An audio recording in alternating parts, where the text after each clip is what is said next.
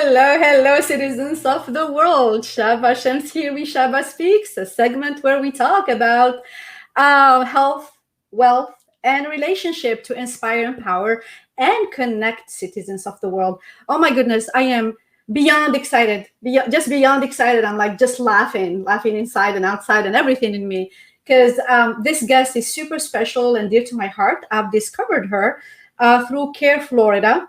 And I fell in love with her, just like her journey, her path, her humor, her personality. She's like a kick butt. Can we say kick butt? I don't want to say the A word. So let me introduce and welcome my dear friend Yasmin Elhady. Hello, Yasmin.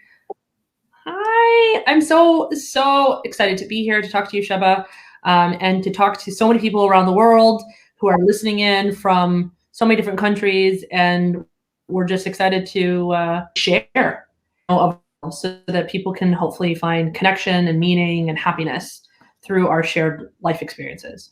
Absolutely. So here's a quick note. When I did post our program for this afternoon, because I had to change it due to some misunderstanding on the timing, I had literally somebody from Algeria, I'm not even kidding, who said, "Oh my God, we cannot be there at 3 p.m. because there is this friendly soccer game between Mexico and Algeria. So if we don't have a full house tonight, it's okay." And I said, it's recorded. It's going to be on Facebook. You can watch it. You're going to be able to catch it after the game. Absolutely. So, Yasmin, clearly a lot of people were excited about the announcement when I did introduce you, because you are a comedian, attorney, relationship expert, Arab, Muslim woman living in the United States. So please introduce yourself and help us get all these pieces together to get a better understanding of who you are. Okay, so I am confused. I am all over the place, and I happen to be a mom, so that makes sense. Oh, I think that too.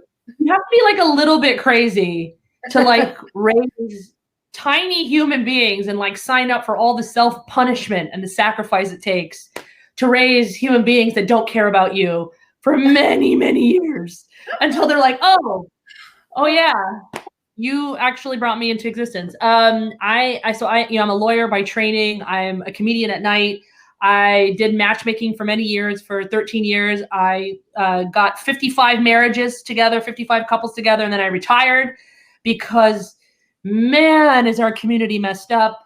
And then I started this As Guru platform to try to help people like act right, to talk about, proper behavior in relationships. Is that working out for you? Yeah. Ooh. Just so many people that need help. And so I just started doing advice, just free advice to people.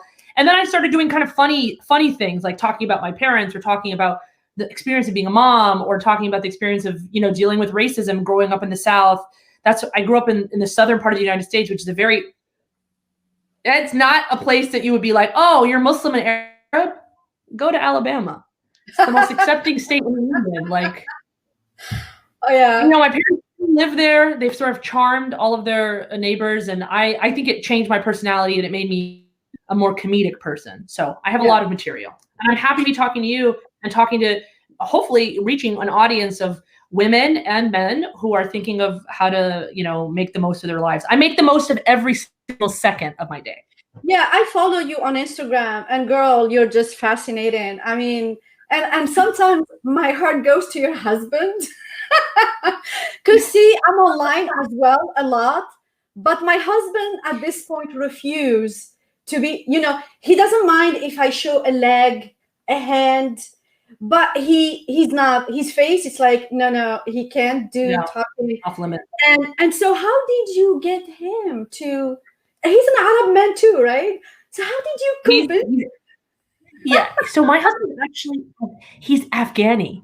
So my husband is from Afghanistan. He looks very Arab, so. He looks so Arab. I take him to Egypt. They're like, "ازيك عامل إيه?" And then they're looking at me. They're like, "Hi, how are you?" I'm like, "No, I'm not Arab. He is not Egyptian. Everyone thinks he's Egyptian. I'm half Egyptian, half Libyan.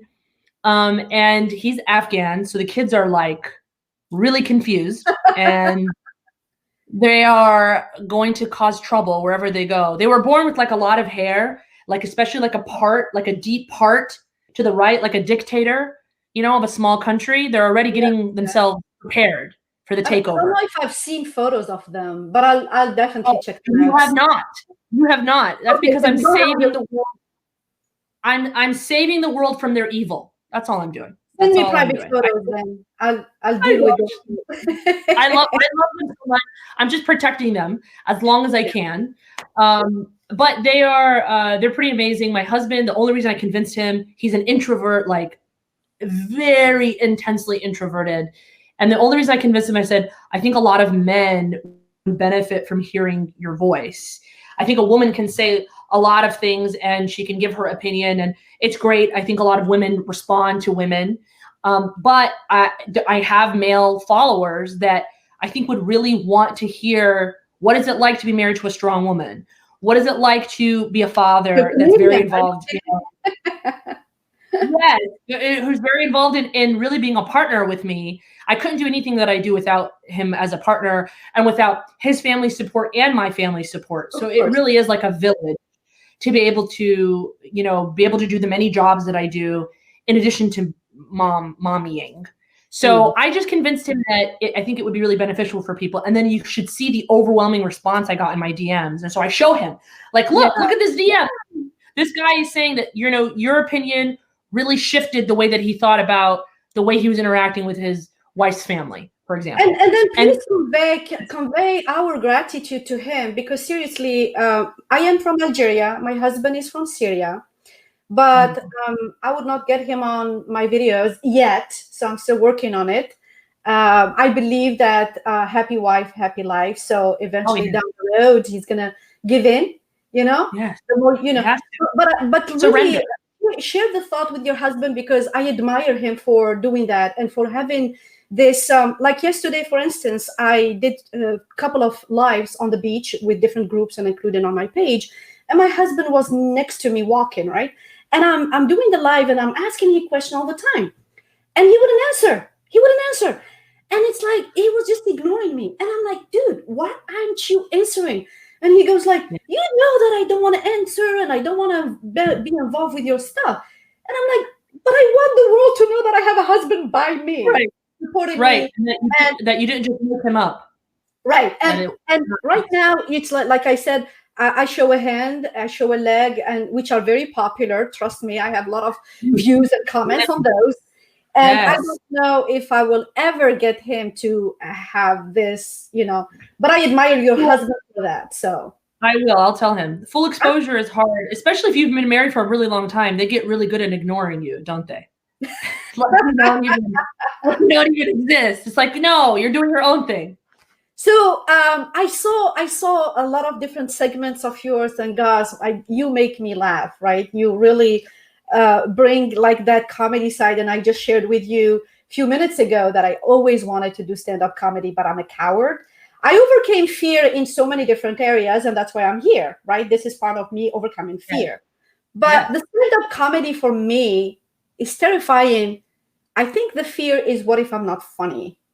So but tell people who might be interested in, they love comedy and they want to become comedians, but they are as scared as I am. What do we do? What's your advice? So my goal, Shaba, is to get you on an open mic.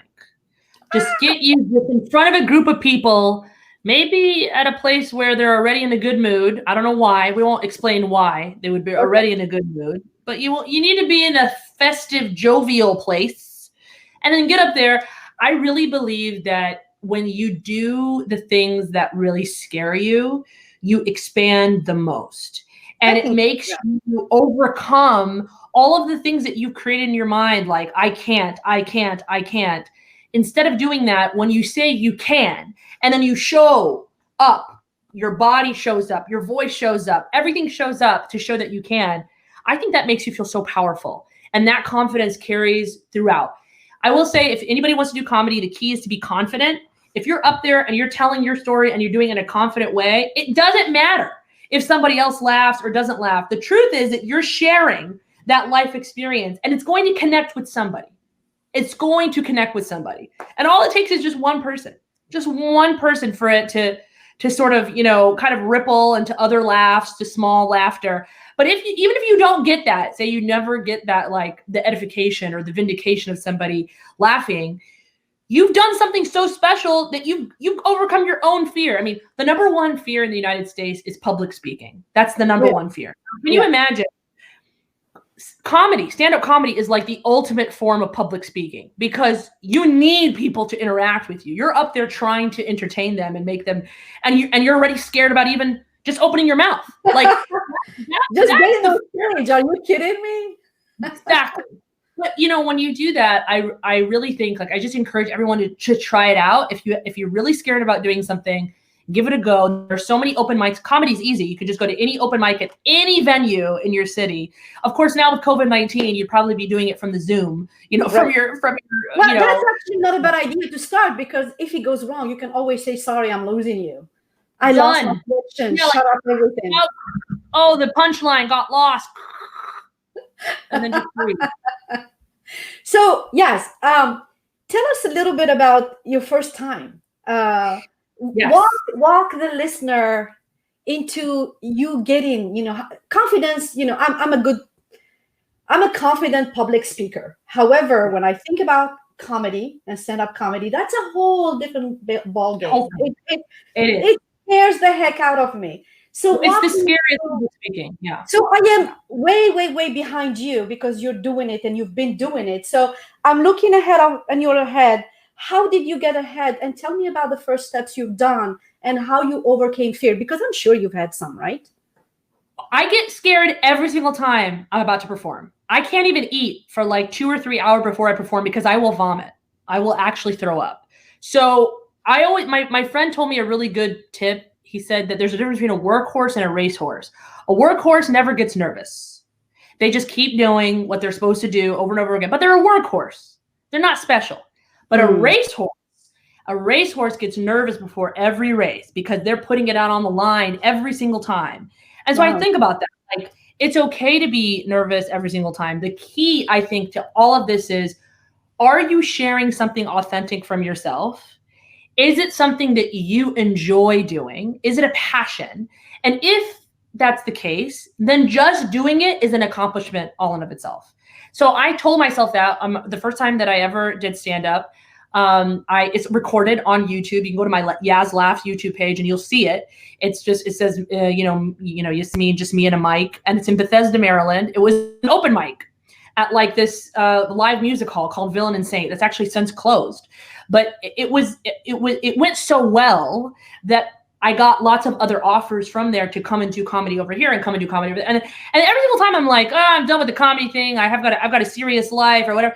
And then God just opens up another door. So I will also say, like, my advice to you is sometimes overcoming your initial fear is very powerful, because you put out all of that good energy out there. So it's going to come back to you in the right way, at the right time.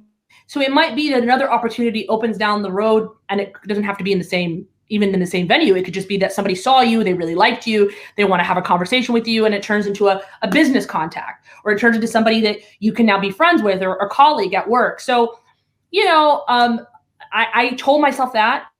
I knew I had funny stories, because I knew that I grew up in, like, one of the major, like, tools of comedy is irony and, like, a weird juxtaposition. And I already knew just me in the South is comedic. Like, just me, who I am in that environment, is just weird. It's hilarious. It's odd. And I think the more that you can think about, like, what's the irony here? What's out of place? What can we talk to that connects with people? I went to Princeton University to do my master's in public policy. And when I was at Princeton, there was a, and this was the year before I did my first stand-up routine, but there was a talent show. So I thought, could I go up there and just talk about my life and see how it goes? And I had pictures in the back. I had like a PowerPoint. I just told a story about my life. And I ended up getting like a standing ovation from 400 people. And I was like, oh, okay. I didn't intend. I do good. I didn't intend even for that. I just wanted to just tell my story and see, like, as comedic storytelling. And so I do think that stand-up is harder because you don't have a visual aid behind you. It's just you and your voice. But I also think that kind of challenge is fantastic, because that's what's going to push you to say, how can I make a story come to life just with my words? So that helped me. I will say, I remembered that. I was like, okay, I know I'm a good storyteller. I know I can make people laugh. Let's just try this in a different format, see how it goes. But there was no pressure. That's the final thing I want to say. Don't put pressure on yourself like, I'm doing this because I want to be a star, or I'm doing this because I'm going to quit my job and like travel the world. Stop with that crap.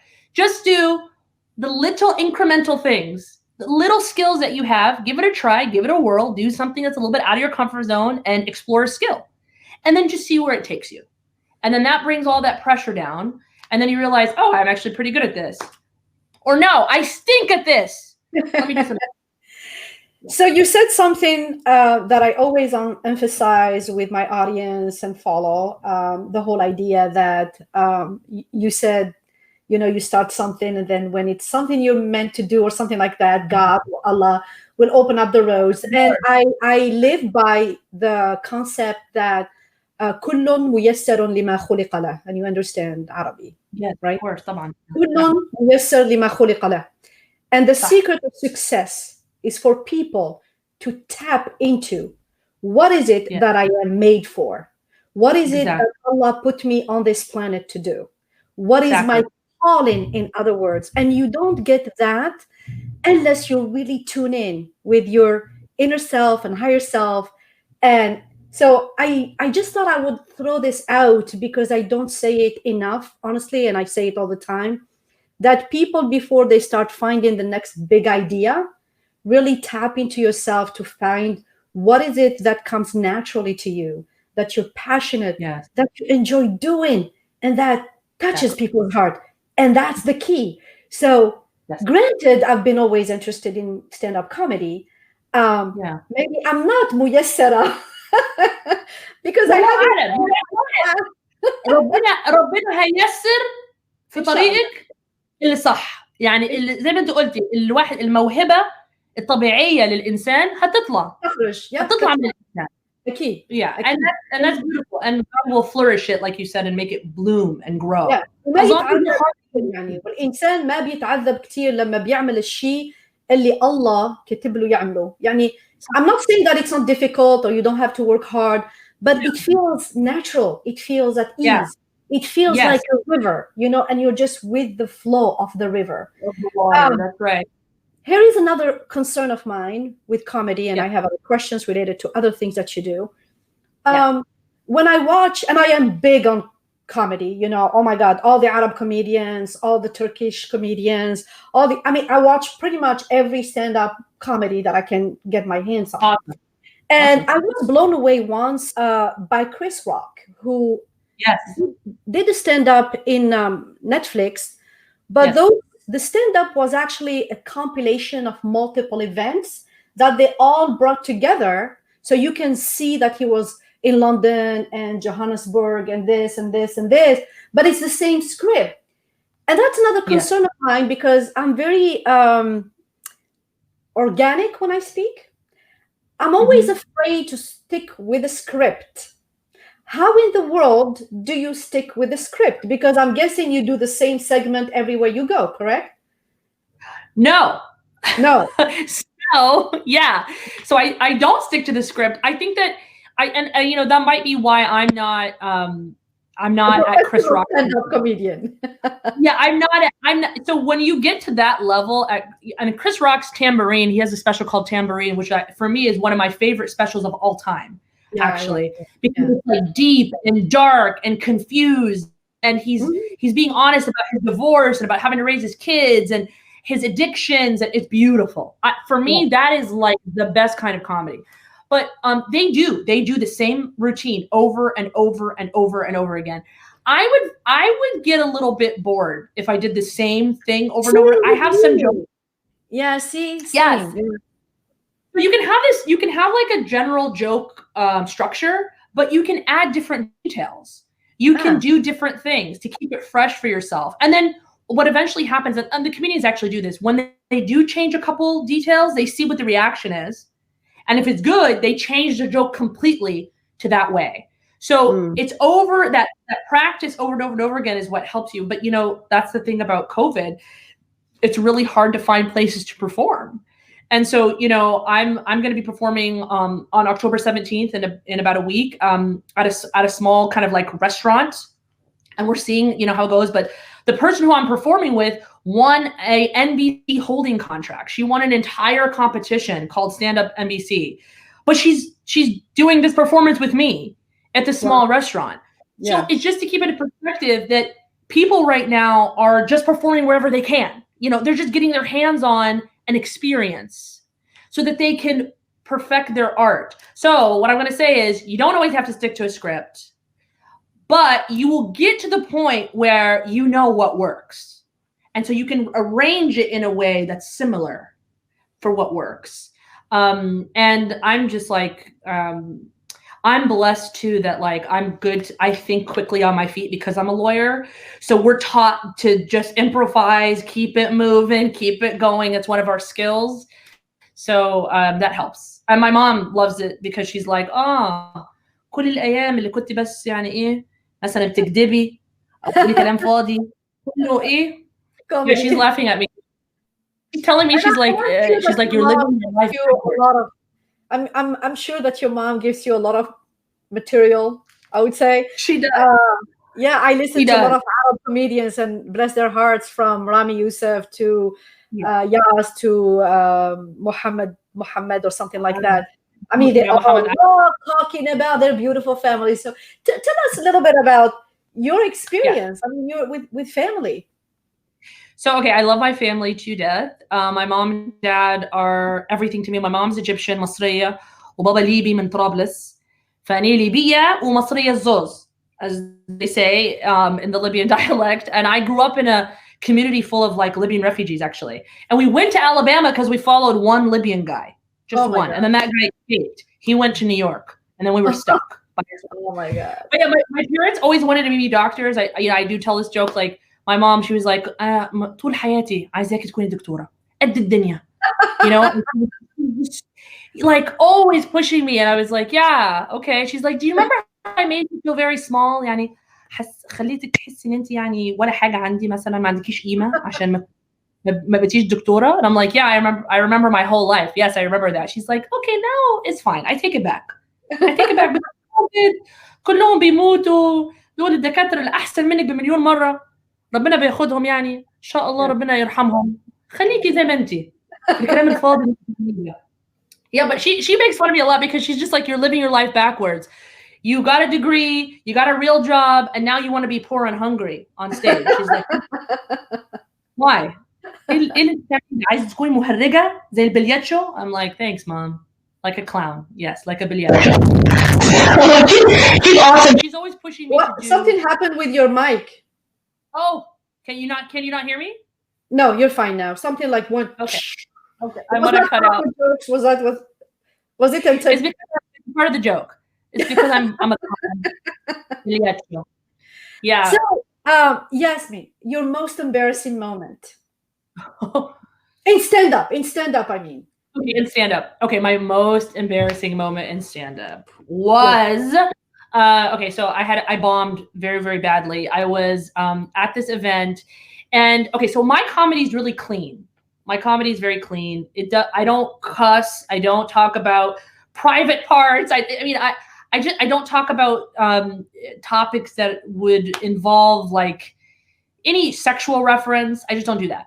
So there was a comedian who was coming up right after me, who I was like, I was hosting the show, and I was doing a joke. And so I did a joke about like where like has evolved a lot. Oh, I lost you, Shaba, but you're back, right? Okay. So I was talking about how rap music has evolved from a place of like consciousness and, talking about really important like social issues to being obsessed with money, being obsessed with girls, being obsessed with doing drugs. Okay. And there's a song, that's like, I can't feel my face when I'm with you, but I love it. Yeah, I love it. It's it's by The Weeknd. And I'm like, why do you hate your face so much that you want to make it numb? Like, what? How can I like raise my kids to be listening to this music and be like, why is the face numb? And I'm like, it's not cocaine. It's got nothing to do with cocaine. But that whole song is about drug use, right? Wow. So anyways, this guy goes up after me and he's like, oh, you don't have any problem with the sexist misogyny that's in rap music? You're more worried about a little bit of cocaine and a little bit of money being on your mind? And I'm like, what? So he embarrassed me in front of everybody. Wow. And so it was, it's always tough when another comedian goes after an act. It's actually, that's very like, for us, it's a faux pas, like for comedians, it's not a good idea unless it's like playful, but he was trying to make fun of me and be like, oh, you're not talking about. Somebody's asking, please talk slowly. Because I have a lot of people from Algeria and Pakistan. So yeah. I need to talk slower. I'm so sorry. But the point is that I didn't use any of the language that he wanted me to use. I'm not going to use it here, but like the B word and other things that they say in rap music.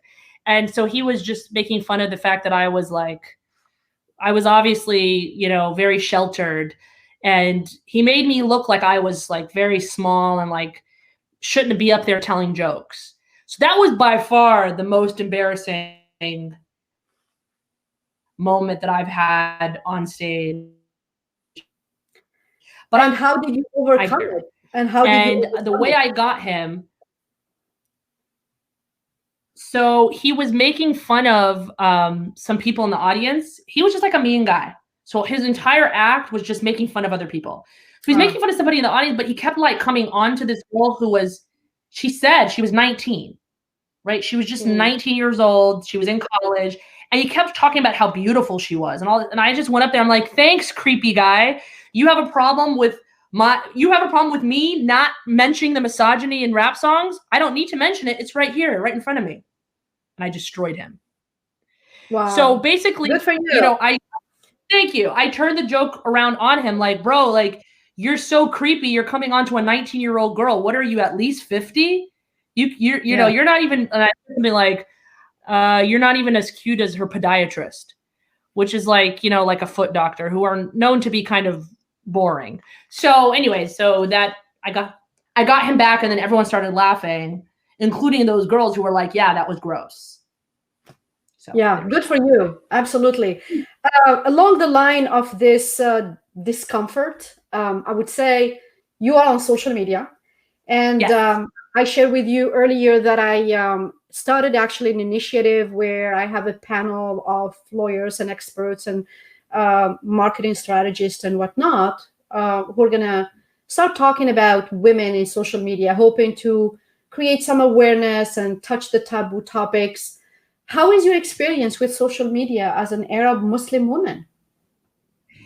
So I definitely have had people harass me online. I call them cowards. They're people that are just behind the screen and could never hold a conversation with me in person. And if they did, I would destroy them. So, I've had some people who are very strong white nationalists who make fun of my heritage, who make fun of my husband's heritage.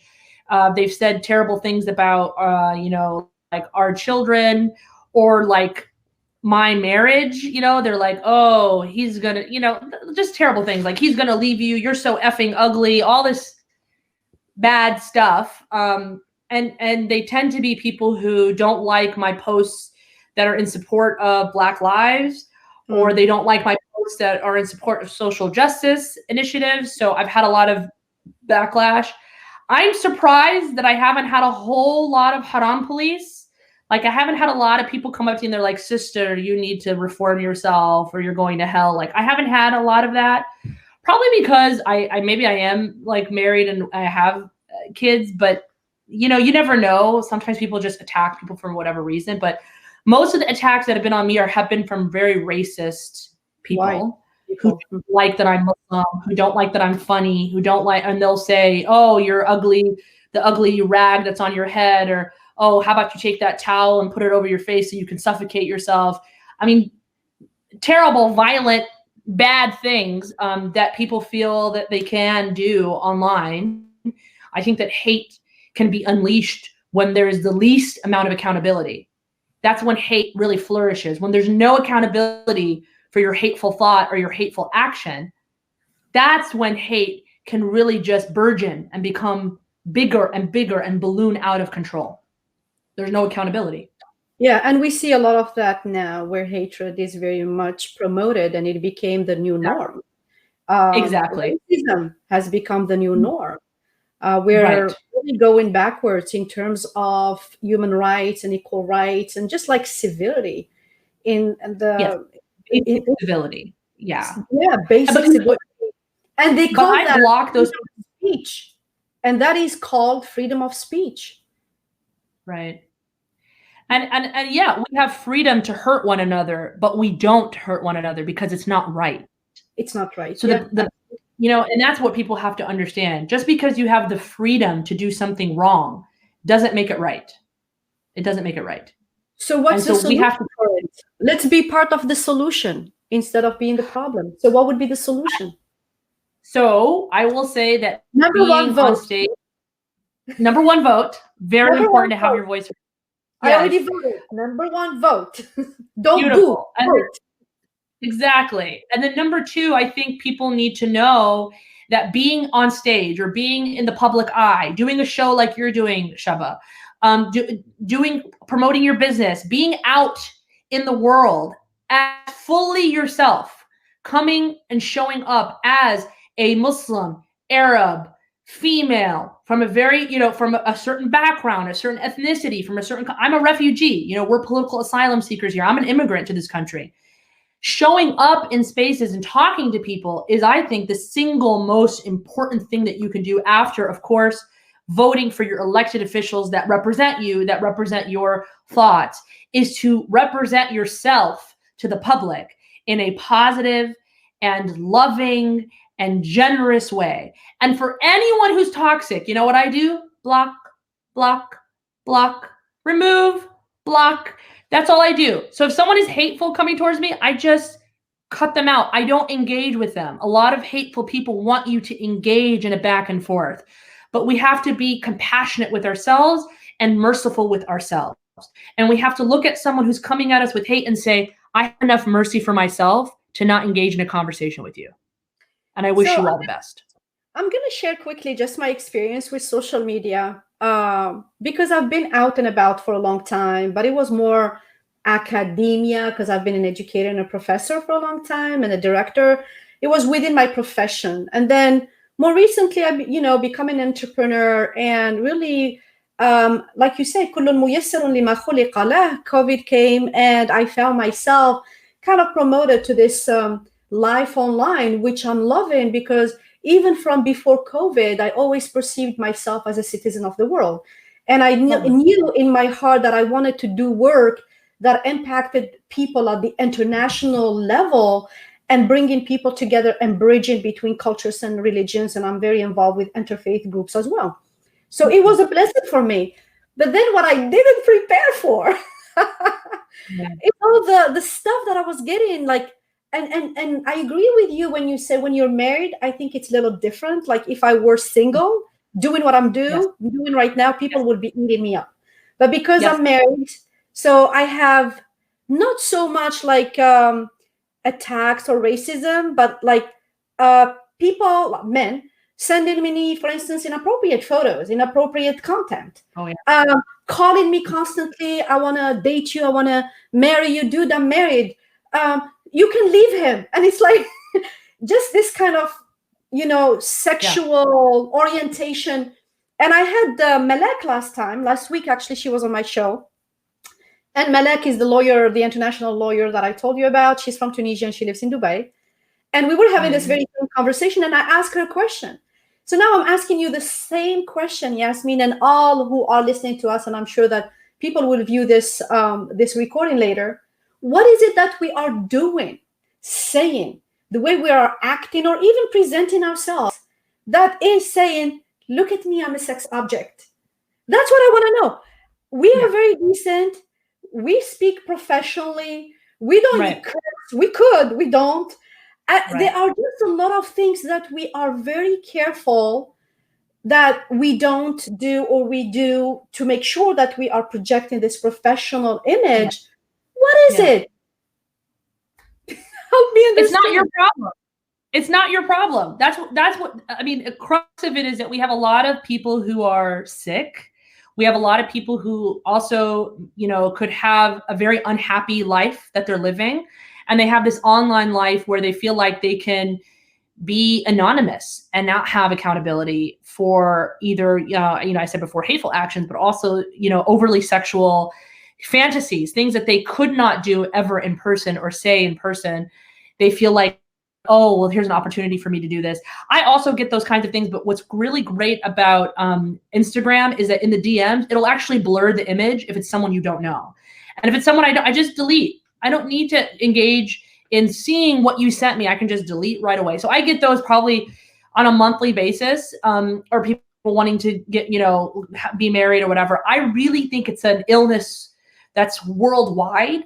I don't think it's just something that is also just in the Muslim community or just in the Arab community, for example. I really think it's an illness worldwide. I also think people are shooting their shot. They're trying to see, is there a way that I can get an in with this person? Again, maybe I'm very unhappy in my own intimate life. Maybe I don't like the spouse that I'm with. And I just want to see, like, will this person even give me an opportunity to exercise some of my desires online? And some of it is deviant behavior. Some of it's behavior that maybe they couldn't tell their family about, or to tell the person that they love about, and they feel like this is an opportunity. So I just want to say, like, the online space is going to attract good and it's going to attract bad. And the key is, how can we filter out the bad without taking it upon ourselves? It's not anything that you're doing, Shaba. It's not something that I'm doing. I'm a mother, I got my wedding ring on most of the time, and my husband's in my videos with me, and people are still doing this, and they're still sending these kinds of messages. So I don't want, exactly, social media is not a dating site, and it's not an open invitation to say whatever you want to people. Again, just because you have the freedom to send a message or to say something, because that's, the online world, it doesn't mean it's right for you to do that. So we should have boundaries with each other. And that's something that, what's so beautiful about women, I think, that are self-actualized and that are confident, which I really hope that all the women who are watching right now, as well as the men who are supporting these kinds of women that are watching right now, I want you to know how important it is to give the women in your life a sense of self-worth, so that they don't feel like all that they're about, or all that they kind of are, all the things that they reduce to, is a sexual thing. A woman is not a sexual object. That is not the reduction of all of her value. Not even close. Not even close to what you can offer the world. So the more that you tell your young girls, and the more that you teach your young boys about how to treat women and what their self-worth is about, the more we will get into better boundaries for what is appropriate to say to a female, and what is appropriate to say to someone that you don't know, and what is the proper interaction, because we believe in a God-fearingness. We believe in a God consciousness. And that fear of God controls a lot of our actions. And that fear of, wow, that's not nice. I'm conscious of like some kind of accountability that will befall me. There will be a reckoning for what I do. So don't get down on yourself, girl. Just keep deleting, blocking, and putting out the positive thing, because the right people will come. And then the wrong people. And I agree with that, because I have noticed actually a huge difference from when I started putting myself out there, how many I was blocking, and now it's less. And I think people are really starting to see that I'm not there because I need any special attention, because I'm happily married and I'm blessed. That's not what you're. But here is another thought for me. I come from Algeria, and as you know, we are a colonized country where my great grandmother, my parents as well, they fought the French to create this freedom for Algeria and for us to have this beautiful, free, independent country and life. And of course, grandma was one of, she's 96 years old now, and she's one of the first pioneer, and she's still alive, mashallah, very good health. And she was, imagine, she was in her 20s and 25 years old when she moved into an apartment by herself, and she had a job. And she was one of the pioneers that really was my role model, that really established this whole independent women. A lot of people ask me, oh, you're confident and independent. And I'm like, have you seen my grandmother there? You know, she looks like that Sicilian woman. You know, she's like short and strong, and she can kill a man with a hit. So I'm like, I don't know even near that. So the way I see it, we would not have the life we have, yes, if it wasn't for these women who fought for human rights and human equality and the right to vote and the right to work and all that. So today we are challenged to do the same thing. We are these first women who are in the front line and as the pioneer of social media. And we want to really create this safe environment where women have the right to be there, to work, to interact, to influence, to impact, to create wealth, to build whatever empire legacy they want in the same way that men are. And my heart goes out to my beautiful ladies out there. A lot of them actually call me Shaba Mama, who are young and they're already in these leadership. I mentor a few that are 13 and 11 and 12, and they're already in the front line and they're getting all this, you know, inappropriate interaction. And that's why I feel obligated to really stand up and put myself out there even more and engage in these conversations, because by doing what we're doing, maybe we are helping women, you know, grow into this safe environment. But I'm not gonna undermine the role of the amazing men that have been super, super supportive of encouraging women online, such as Rihan, who is my mentor, and my friend Shafat Hashim, who is a digital marketer, and he is part of this initiative. So all these men, and my husband and your husband, and etc.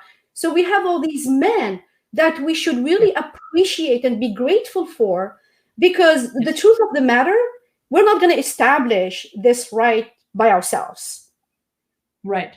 It's a patriarchal society, no matter what we say. Feminism, women's right did not happen just because women wanted it, but because there were men behind the movement who believed in the right, who had respect for the women. So I just want to shout out a big thanks to all these men who are supporting us and loving us and really holding our hands sometimes and giving us a shoulder to cry on and yada, yada, yada.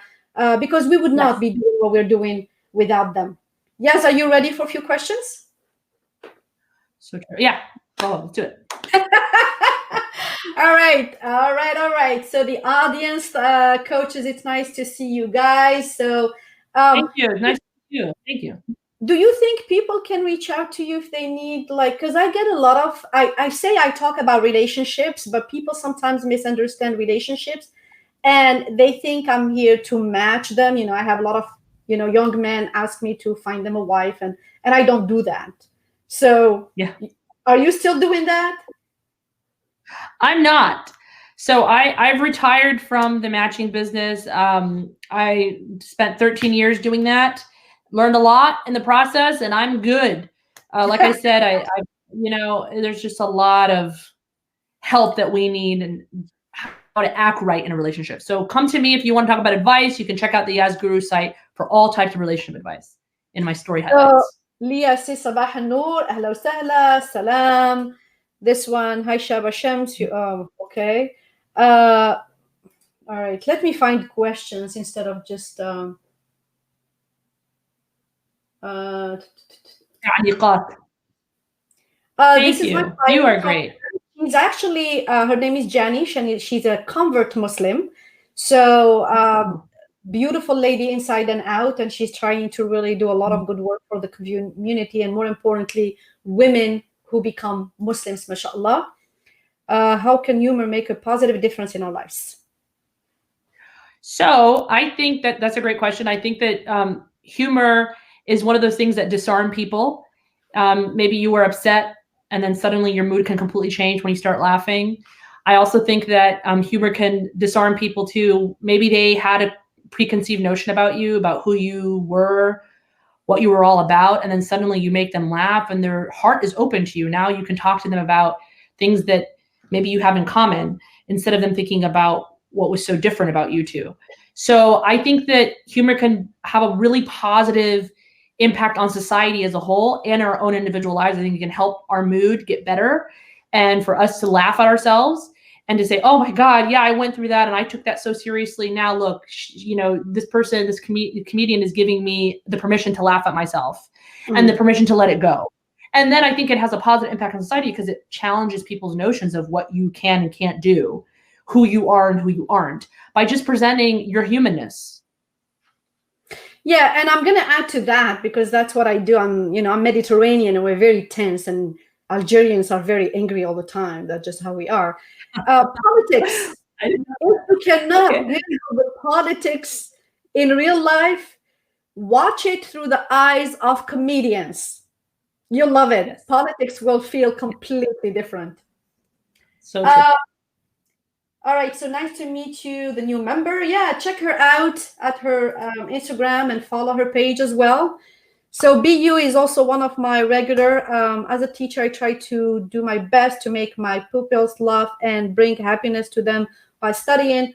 I saw that they love that so much, but how to use comedy and keep that distance of respect and formality in the classroom? Thank you. Thank you. That's a really good question. Thank you.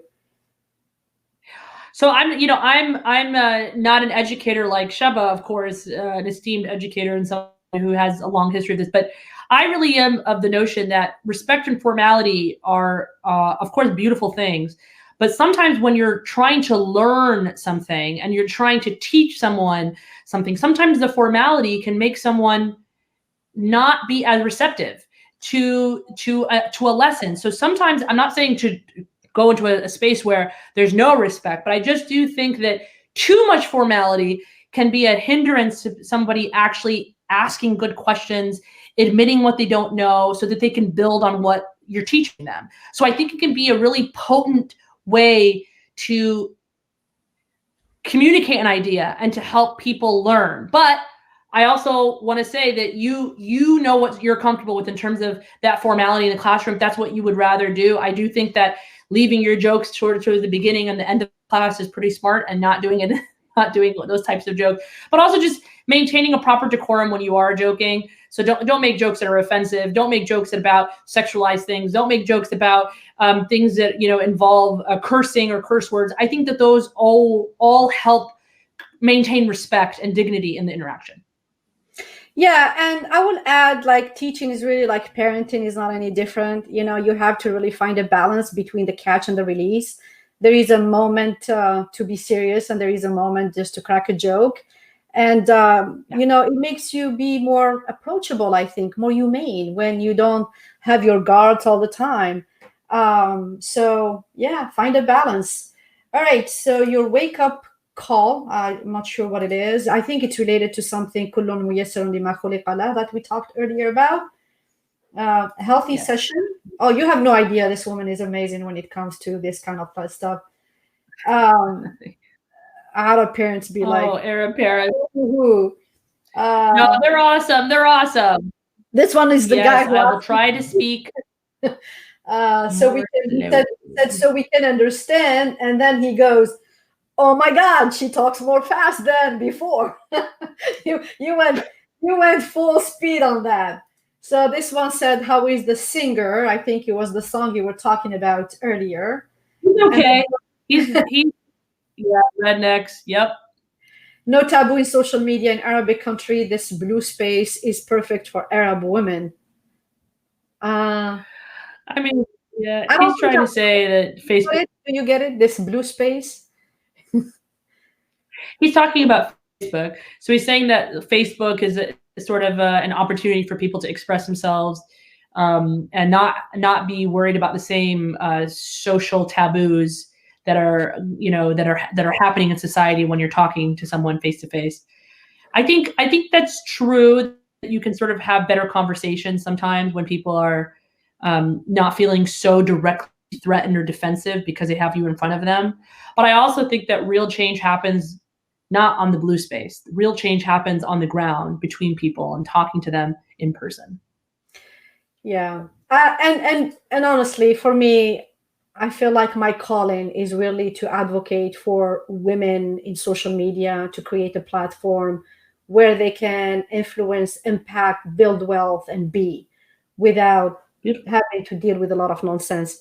So Map says when you don't do something wrong, you have to do not care about what people say, because in life no one is perfect. Oh yeah, we're very expert with that.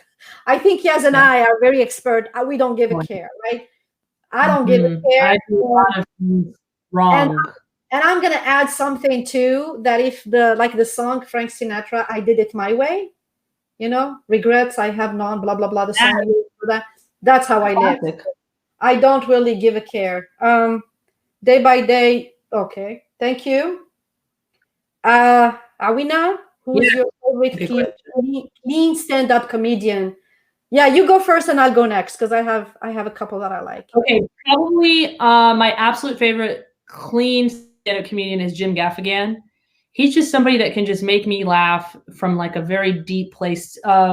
Stephen Colbert really loves Jim Gaffigan too, like I think on a personal level, and he just makes him laugh. There's just something about him that's got such a nice quality about him. It's very, very relatable, and he's really disarming. So I like his style. I'm not like him at all. I don't love after him in any way, shape, or form, but he's wonderful. And Sebastian Maniscalco would be my second favorite. He's less clean than Jim Gaffigan, but his physical comedy, that's somebody I try to emulate. I want to be like Sebastian Maniscalco. Those are my two favorites. I watched recently, I have never been a fan of Seinfeld as a stand-up comedian. I loved his show. But I think as a stand-up comedian, he just sucked, right? I'm not a big fan. That's what I'm saying. Not great, However, in my opinion. he had one from 2020 that I probably watched like 5 or 6 times. It was okay. You liked it. It was amazing. It was amazing. So that one I enjoy a lot. And I love how Arab comedians and Iranian comedians, Maz is one of them. I don't know if you say clean or not clean. I don't know. I mean, I think it's clean what he does. Maz, the Iranian one. Say the name again. Maz, the bald guy. Maz Brani. Yes, he's great.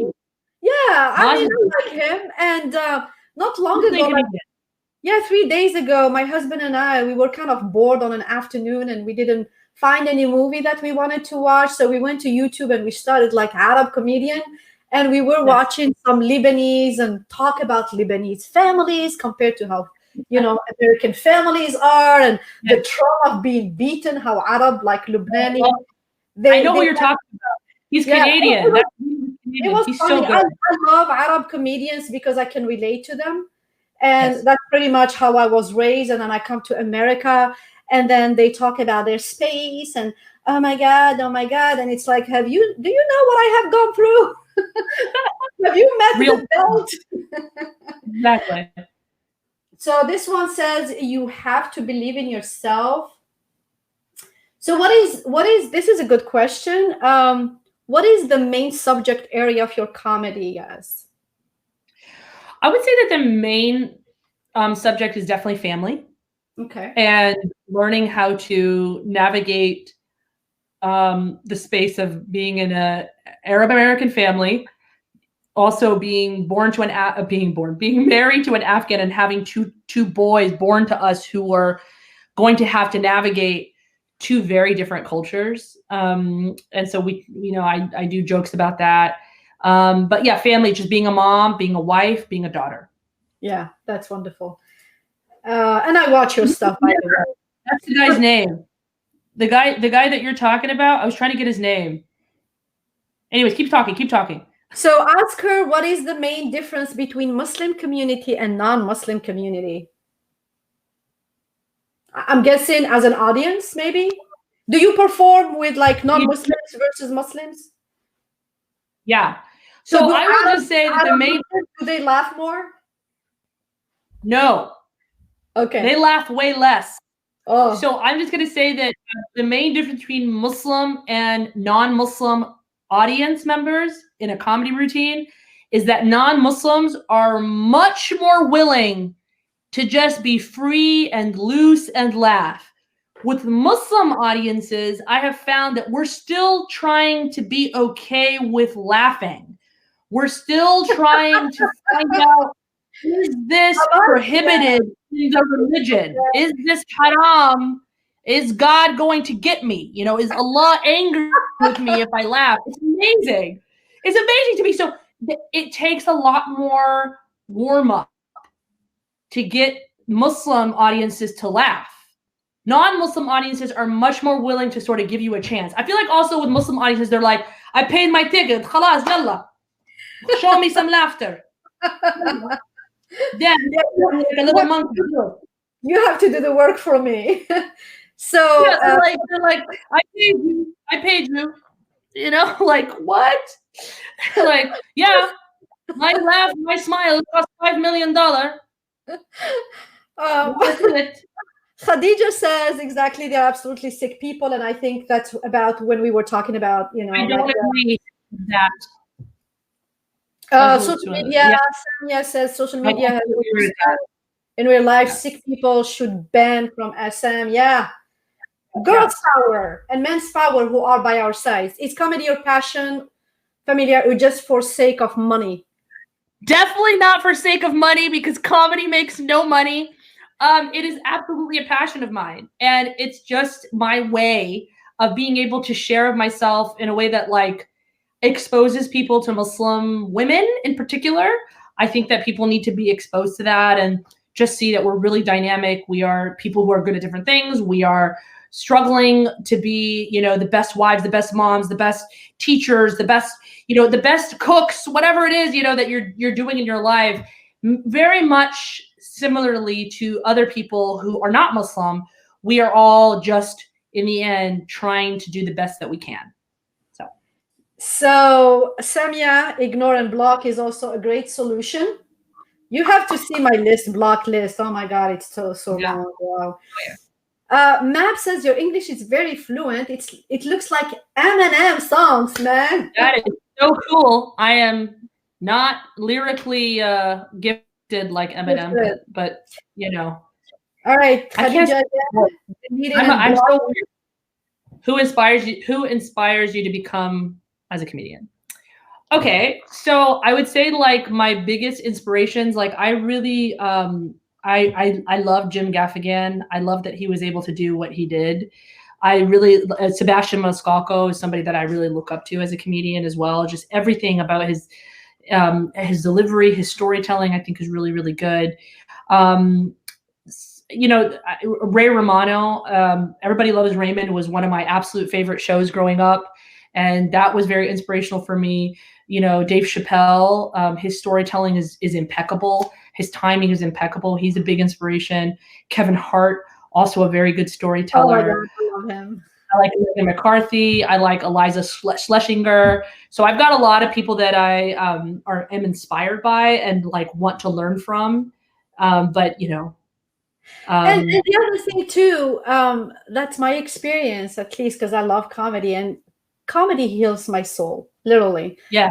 It gives me, because I'm an introvert, believe it or not, I'm an introvert, and I energize myself by myself. So I like my alone time. And the way I use alone time is prayer and meditation. And I also do comedy. And comedy kind of gives me this boost. It's incredible. However, when I watch comedy, I am just like in a different place of non-judgment. And I receive it. And I just cry. Like sometimes I cry, and my husband, who laughs less than me, he looks at me and he's like, why are you crying? An awful of laughter. And I realize there is something happening to my brain when I watch comedy. I cease to think, to judge, to exist in other than this moment of laughter. And I just go for it, all for it. And I literally cry. Like unadulterated joy. Yeah, Joe Coy is another one of these comedians that when I watch, sometimes when Joe is talking about his experience with his Filipino mom, just being an immigrant, I feel so connected to the things that he says. And he makes me laugh until I almost want to pee on myself. Yeah, that's exactly that. Yeah, and I laugh. And I'm crying at that point. Jim Gaffigan too. I'm just like crying. Yeah, thank you. Yeah. So much. Thank you. All the best. Thank you so much. I have a kind of a longer question here. I don't know if it's gonna. Ali, I'm learning English and I'm using reading to improve it. Can you give me some good funny books? I mean, that make me laugh. Yeah. I have a great sense of humor, by the way, and thanks. Read jokes online. Yeah, you can do that. My favorite comedic book is actually Bossy Pants by Tina Fey. I think that book is brilliant. It's very, very good. I also really like Trevor Noah's Born a Crime. Is a beautiful comedic book. So those are my two favorites. Thank you for that. Is a secret of keeping your smile shining no matter what. The US is sometimes very cruel. And a small advice for new Algerian immigrants. Um, Yes. I think for me, I just shared my secret for, it's my healthy lifestyle. And actually, that's why I started the lifestyle channel. I believe in self-care and self-love. That is very simple things you do for your loved ones: grow tomatoes, garden, bike, hike, sit, outdoors and watch the sunrise. It doesn't have to be expensive and over the top. And the second I learned how to self-love myself and care for myself and be in the state of gratitude, which is hamd, constant hamd, and not like alhamdulillah, but then I'm angry and pissed. No, it's really the hamd that you embody in your soul, and you look around you and you appreciate the little gifts that Allah gave you, from waking up in the morning to health to love to whatever, all the beautiful things. Do an inventory, and every morning just repeat those. And my advice to Algerians when they come: get your English together. Learn English. If you Yeah. can't communicate, you cannot influence, you cannot make a difference. I came to America with zero English and I was so terrified. My first job as a telemarketer, somebody made fun of me. I went to the break room, and I started crying. And my supervisor came, and I quit my job and I went to learn English. And within 6 months, I mastered the language enough to communicate at a higher level. And I had management position, teaching position, researcher, presenter, public speaker, alhamdulillah. All of this because I decided that unless I master the language, there is no other thing more important. So focus on getting your English together. Don't be somebody who's 20 years in the making and still using translation. Your Yes. thoughts. Agreed with you. Your thoughts, yeah. I would just only answer very quickly. Just, the thing that keeps me smiling always is that, you've got to figure out what you were put on this earth to do. Like Yeah. Shaba so beautifully said, right? Everyone here has a mission. And I figured out that what drives me is serving people. And so as long as I was in service of people, then I knew that what I was doing was never going to be lost on Allah. Like God was always going to keep my heart full if I was giving. And I knew that as long as I stuck to the best way that I could serve people, it would make me feel fulfilled and happy every single day. There's a lot of bad in the world, but there's a lot of beauty too. Every single second, something beautiful is happening. There's a little person who's being born. There's somebody who's overcoming a disability. There's somebody who is learning something for the first time. There's somebody who is getting healthy, even though there are people who are sick and dying. There's someone else who's getting healthy in every millisecond. So just remember that God is keeping the balance, and it's on you. It's on you to be in exactly what Shaba said, a state of gratitude, and to remember the good things that you can do and the productive things that you were put on this earth to do, and just keep doing them. Keep doing them. All right, sweetie. Here is a challenge for you. Awina, Okay. it says in 2 minutes stand-up comedy, I need to see you make fun of those who are going to DM looking for a relationship. That's your challenge. Drop the mic. Okay, you want me to make fun of guys? Oh man, I feel like this is gonna get inappropriate pretty quickly. But I just think that if you're a guy, first of all, I don't know about this guy, but a lot of these guys that are slipping into people's DMs. This guy is wonderful. He's amazing. Okay, great. Yeah. I was like, I don't know about this guy, but a lot of these guys that are slipping into people's DMs is because they're out of shape. They are not the best looking dudes, and they've taken somebody's cardstock photo, they put it on there, and they think, oh, like if somebody thinks I'm hot, maybe they'll give me a chance online, and I just think that that's really it's sort of sad, I guess, because that means that in their own life they just can't get it together. And I think that if they did, maybe, just maybe, I would give them a chance. I don't know. Maybe.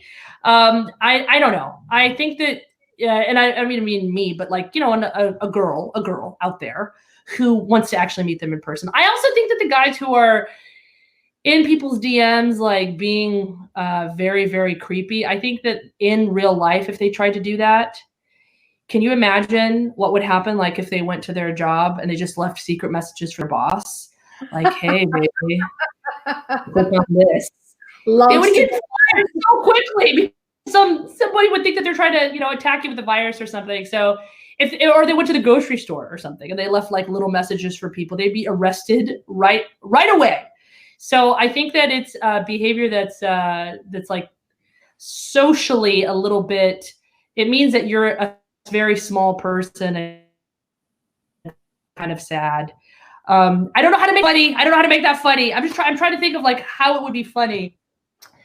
I think that if somebody's doing that, it's because do a segment on Instagram and I'll share it. Because these people, I talk to them. Okay, I'll try to. Yeah, there was one guy. There was this one guy who slipped into my DMs. He was like, "Hey, baby, mashallah, you are looking so fine, and I just want to know." And I was like, "Okay, first of all, why are you saying mashallah when you're trying to have me adultery? Like, you can't say mashallah and zina in the same, like, oh, mashallah, that was just a test." I thought that was funny. So he was like, he kind of backed up and was like, oh crap, she's giving it to me straight. And then one time somebody sent me something and I said, I'm gonna block you if you ever send me anything even close to this. Attaqillah. Attaqillah. And then they wrote back and they were like, I have taqwa. I will now delete profile. Oh my God, that's funny.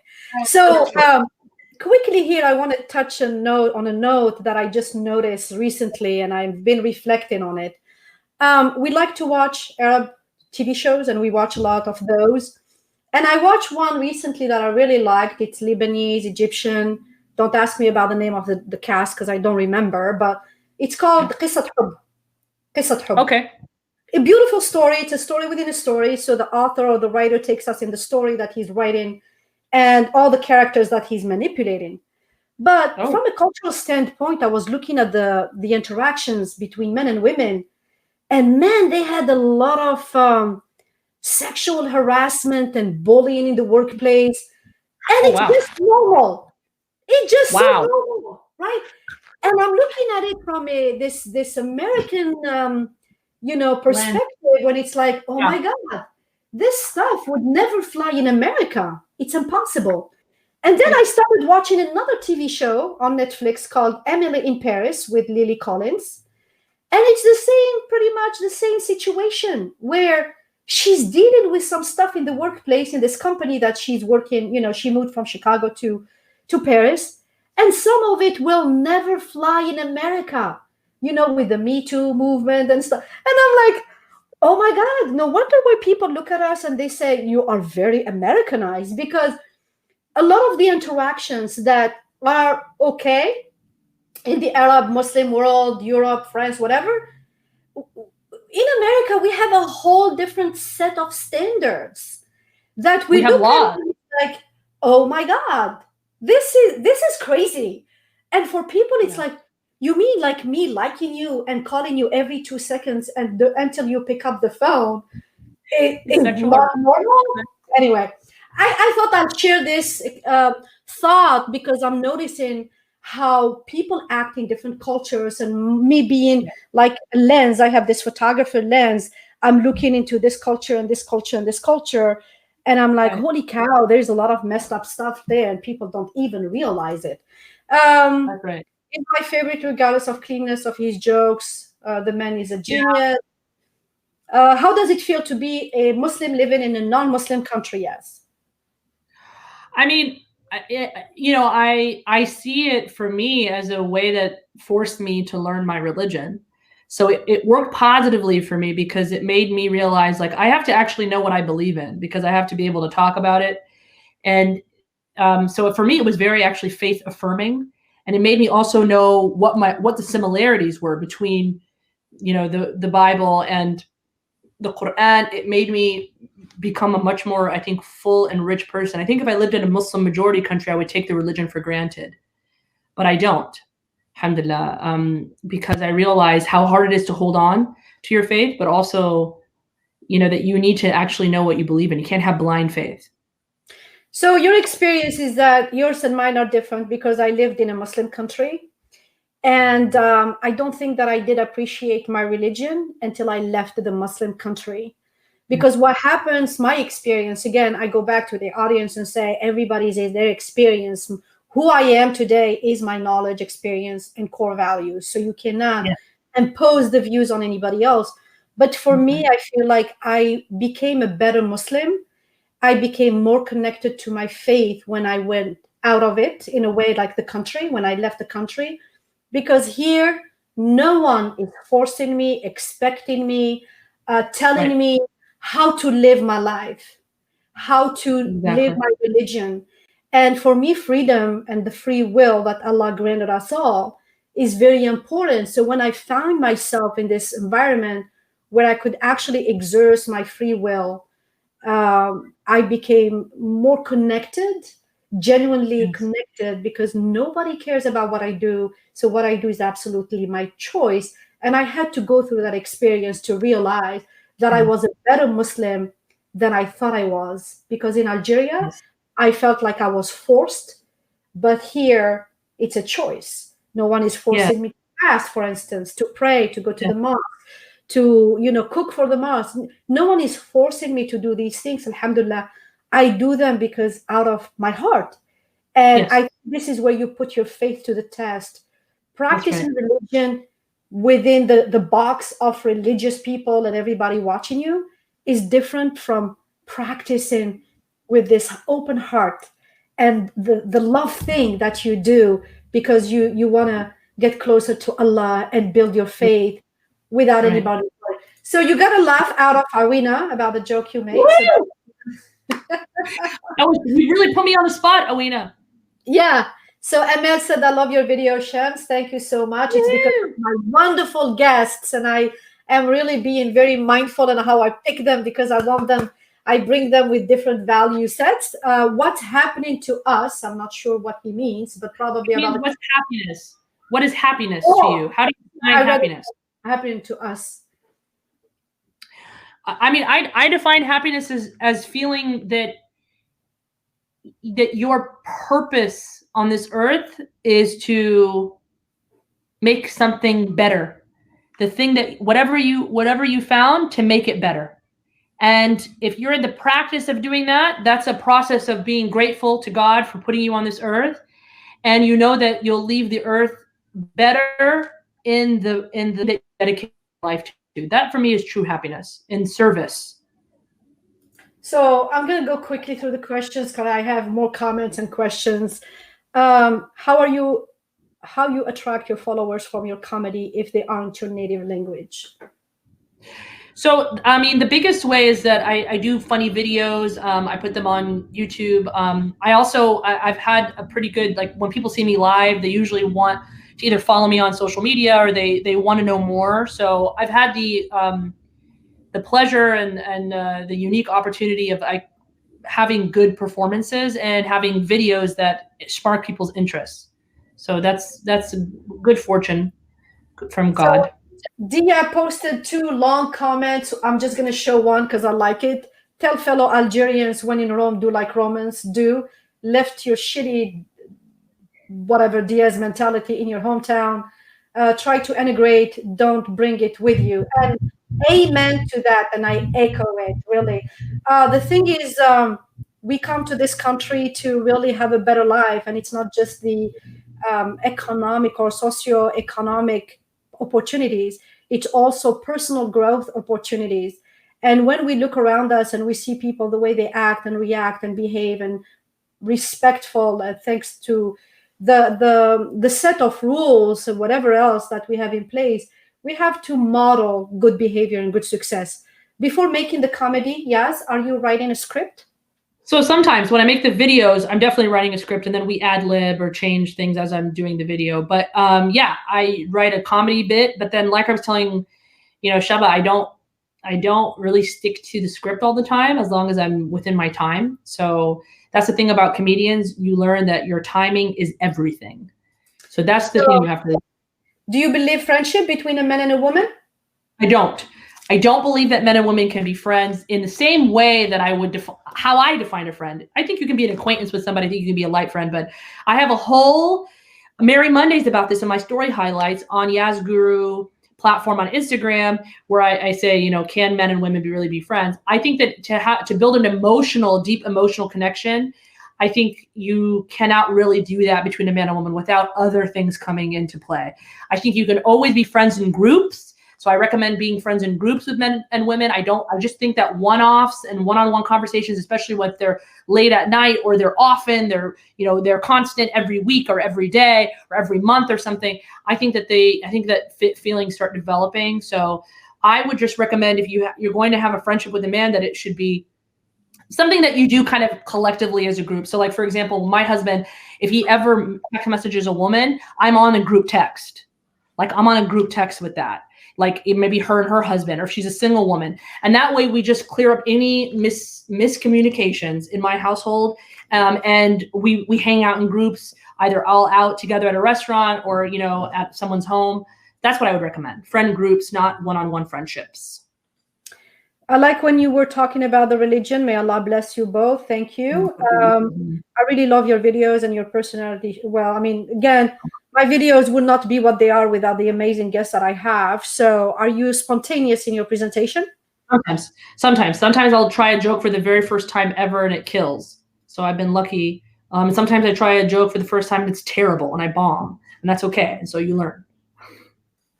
Finally, call for action, and I apologize again to everybody. I went way over the time, but I couldn't not answer the questions. I didn't want to upset or offend anybody by not. Thank you so much. My only call for action is check out my stuff on Instagram, Yas Guru, and on YouTube, Yas Laughs. All right, guys. Thank you so much for being here, Yas, my dear friend. Thank you. Thank you, Shaba. I had a really wonderful time. Keep joyful, everybody. Keep your spirits up, and keep smiling even through the difficult and dark times. Yeah, and we will catch you, as far as I'm concerned, in another segment of Shaba Speaks, where we talk about health, wealth, and relationship. Let's inspire, empower, and connect. And salam.